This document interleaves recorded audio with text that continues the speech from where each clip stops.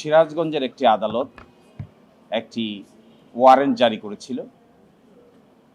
বর্তমান সরকারের একজন মাননীয় মন্ত্রী ওনার ব্যাপারে একটা মন্তব্য করেছেন এবং তার পক্ষে সিরাজগঞ্জ বারের একজন আইনজীবী একটি মামলা করেছেন পেনাল কোডের 3টি সেকশন দিয়ে।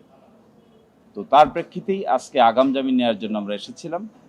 আদালত শুনানি করেছেন, করে আমাদেরকে আগাম জামিন দিয়েছেন 8 সপ্তাহ অথবা till conclusion of the trial, অথবা মামলা শেষ হওয়া পর্যন্ত, এবং একটি রুলও জারি করেছেন।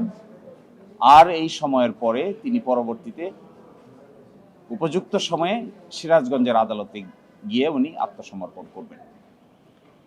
তো এই আদেশটি আজকে পেয়েছেন এবং আমরা প্রত্যাশা করব যে এই আদেশটি আমরা আজকে একটি আইনজীবী সার্টিফিকেট দিয়ে দিচ্ছি ওনাকে। উনি আজকেও সংসদে অংশগ্রহণ করবেন, গতকালকেও সংসদে অংশগ্রহণ করেছেন। তো এই আদেশের মাধ্যমে আপাতত ওনার বিরুদ্ধে যে অ্যারেস্ট ওয়ারেন্ট জারি হয়েছিল তার কার্যকারিতা থাকলো না। ফলশ্রুতিতে পরবর্তীতে আদালতের আদেশ কমিউনিকেট হয়ে যাওয়ার পরে সংশ্লিষ্ট আদালত সিরাজগঞ্জে আমরা কবে যাব, কিভাবে যাব, এটা পরবর্তীতে আপনাদেরকে উপযুক্ত সময়ে জানানো হবে। এটি আসলে মানহানির মামলা এভাবে করা যায় না, নিয়ম নাই। বাংলাদেশের আইনেও এটা প্রচলিত না। ভারতীয় উপমহাদেশের আইনে মানহানির মামলা তাকেই করতে হয় যার মানহানি হয়েছে তার। একজনের মানহানির জন্য আরেকজন মামলা করা যায় না। এটি ভুল, এটা আইনের ভুল প্রয়োগ হয়েছে। নিশ্চয়ই আজকে যে আদেশ হয়েছে আমরা সাবমিশন রেখেছি, হাইকোর্টের সিদ্ধান্ত দিয়েছি, ভারতীয় উপমহাদেশের সিদ্ধান্ত দিয়েছি, এগুলো আদালতের কাছে জানাও আছে।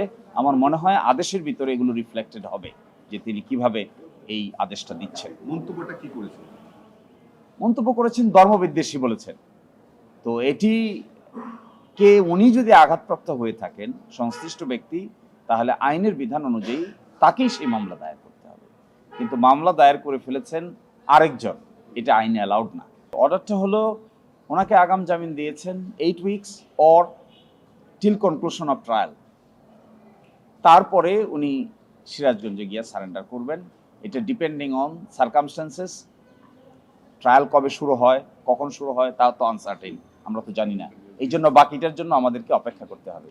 আগে বেইলের পিরিয়ড পাস হোক, তারপরে দেখা যাবে মামলার ভাগ্য কই গিয়ে দাঁড়ায়। না, এটি হলো আইনি বিষয়, আইনজীবীরা বলবেন। আপাতত উনি এই ব্যাপারে কোনো মন্তব্য করবেন না। যে মন্তব্য করেছেন এই ধরনের মন্তব্য এটা এখনকার সাবজেক্ট ম্যাটার না। We are before the supreme court premises and he already appointed duly lawyer will be speaking, not the client.